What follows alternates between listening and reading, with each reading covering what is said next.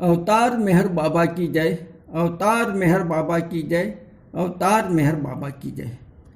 मैं वर्धा से अरुण भिंडे बात कर रहा हूँ, जो केवल एक व्यक्ति की नहीं बल्कि सारी जहाँ की सुनते हैं। ऐसे सभी की सुनने वाली प्रियतम मेहर बाबा तथा सभी बाबा प्रेमियों को मेरा सप्रेम जय बाबा। मैं सबसे पहले प्रियतम मेहर बाबा को बहुत बहुत धन्यवाद देता हूँ कि उनकी कृपा से ही आज मुझे आपसे बात करने का सौभाग्य प्राप्त हुआ है। साथ ही मैं धन्यवाद देना चाहूँगा संकल्प जी को, जिन्होंने मुझे यह अवसर दिया और उन्हीं के माध्यम से आप सभी से बात कर रहा हूँ। धन्यवाद मेहर बाबा, धन्यवाद संकल्प जी।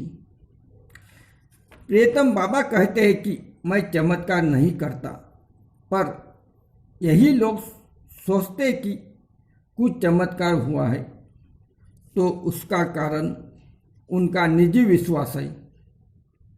पर हाँ, मैं एक चमत्कार जरूर करूँगा और यह है कि मैं मुर्दों को जिंदा नहीं करूँगा, परंतु ईश्वर के प्रति जीवन व्यतीत करने के लिए उसे नीच के प्रति मूर्त कर दूंगा। मैं अंधों को आंखें नहीं दूंगा, पर मैं लोगों को दुनिया के प्रति अंधा कर दूंगा ताकि वो ईश्वर को देख सके। दोस्तों, जबकि बाबा कहते हैं कि मैं चमत्कार नहीं करता, लेकिन आज हम बाबा प्रेमियों के अनुभव सुने और पढ़े, उनके बाबा के पास जाने का अनुभव हो या उनके जिंदगी में आई परेशानियों से दुख और कष्ट से बाहर के अनुभव हो। सभी बाबा प्रेमियों का अनुभव या बाबा का प्रेम जो उन्हें इन दुखों से उभारता है, यह हम अल्प बुद्धि मानव के लिए किसी चमत्कार से कम नहीं।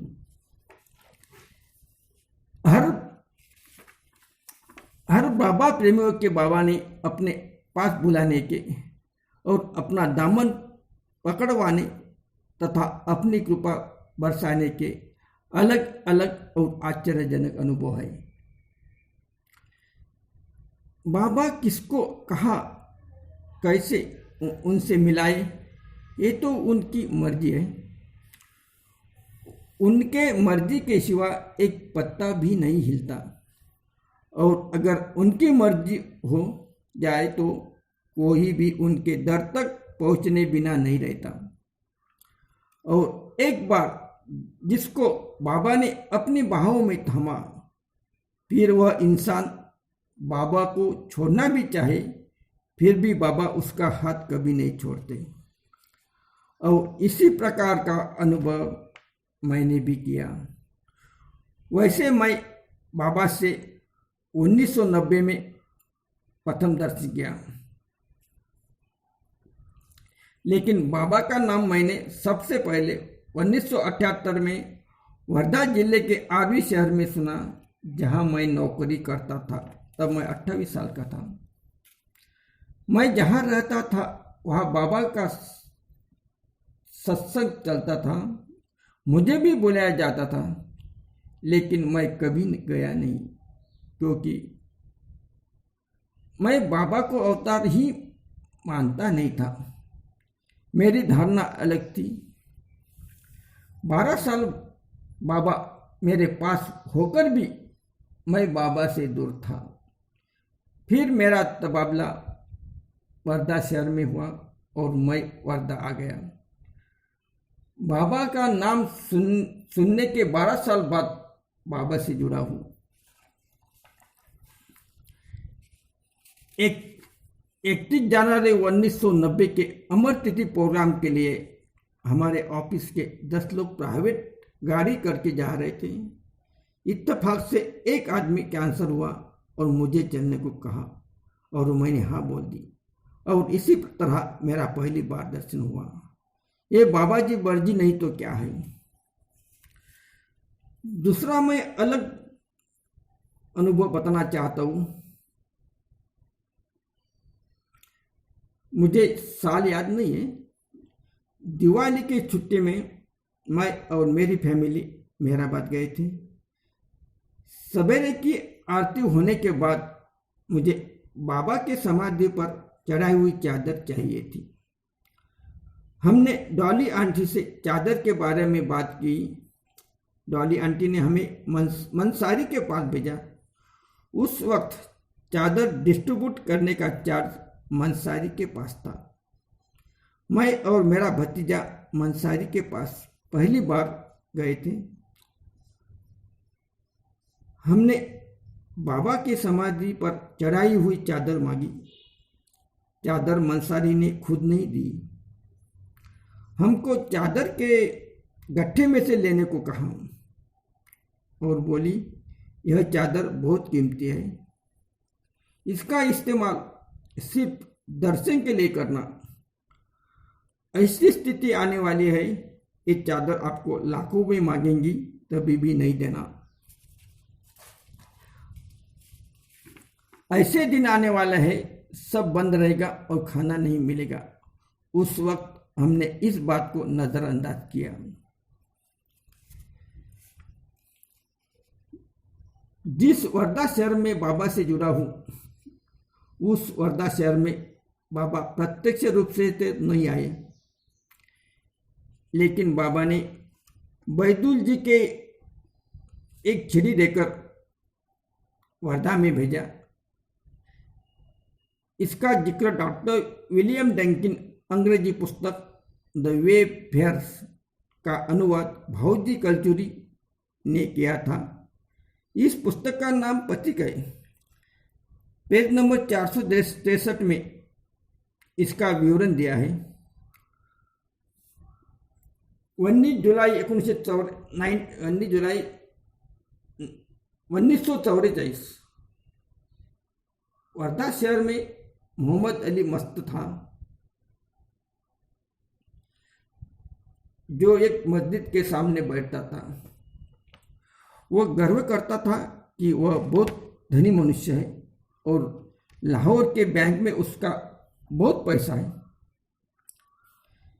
जब बैदुल पहले मोहम्मद अली को देखने के लिए गए, तब बैदुल के हाथ में छड़ी थी। वह छड़ी जब बैदुल हरिपुर में थे तब बाबा ने उन्हें दी थी।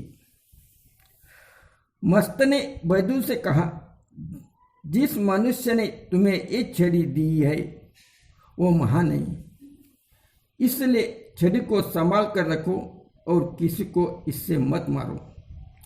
इस प्रकार बाबा ने अपने आध्यात्मिक कार्य में वर्धा शहर को जोड़ा। आज जब संकल्प जी ने मुझे पूछा कि आप बाबा के पास कैसे आए, कैसे जुड़े, तो आज मेरी सारी पुरानी यादें ताज़ा हो गई। वर्धा शहर में 2000 साल में मेहर मिलन सहवास कार्यक्रम हुआ था। तब मैं वॉलंटियर था।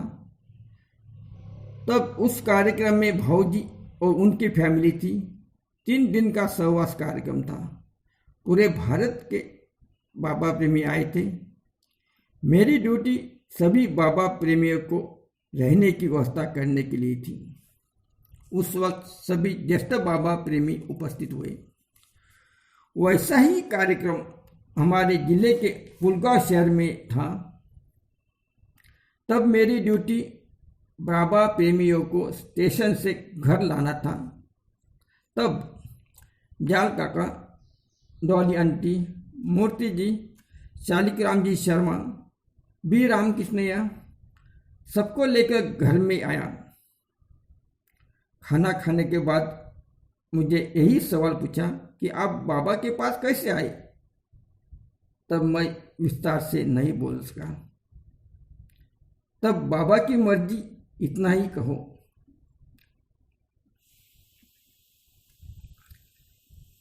लेकिन आज बाबा ने फिर से संकल्प जी के द्वारा पूछने पर विस्तार से बताने का अवसर प्राप्त हुआ।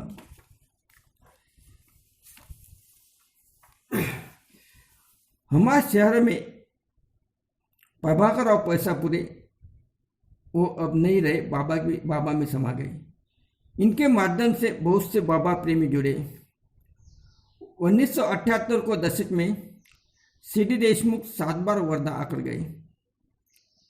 इनके अलावा आलोबाजी, गोदावरी माता, गिरजानंद जी दुबे, पंकराज जी, अमर सिंह सहगल, बख्शी जी, मधुसूदन कुंड, आदि के ईरानी, जैक्स मॉल, डॉक्टर भरूचा, हादरा जी, पांचल जी, रजनीकांत उपाध्याय, के रामकृष्णन, फुकार जी, सभी मंडली जन तथा ज्येष्ठ बाबा प्रेमियों के पावन कमलों से वर्धा शहर पुनीत हुआ है।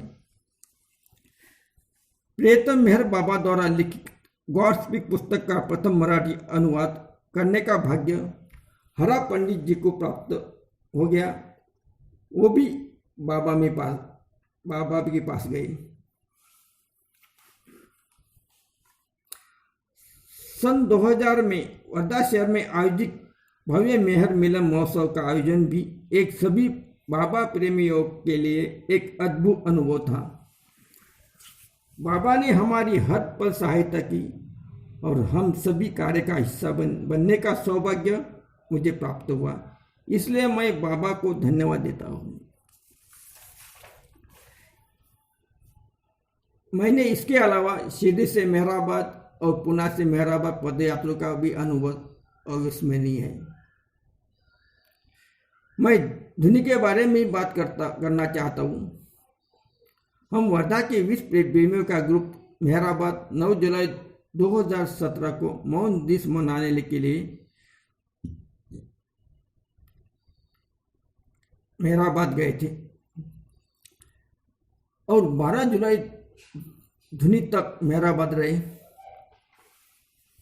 12 जुलाई को सवेरे के आरती के बाद जाल काका हमारे पास आए और तुम्हारे ग्रुप में से नया बाबा प्रेमी कौन है, धुनी जलाने में उनका नाम निर्देश करो। हमारे साथ एक नया आदमी था। जाल काका ने उससे पूछा लेकिन उसने ना कर दी। फिर जाल काका मुझे पूछने लगे, तुमने कभी धुनी जलाई? मैंने कहा नहीं, मैं तुम्हारा नाम लिखता हूँ। इसी तरह से बाबा ने मुझे धुनी जलाने का भी मौका दिया। बाबा कितने दयालु हैं। आज जब मैं इस वार्ता के माध्यम से अपने जीवन के अतीत के पन्ने को जब पलट कर देखता हूँ, तब बाबा से मिलने के पूर्व और बाबा से मिलने के पश्चात जीवन में निश्चित रूप से अंतर पाता हूँ।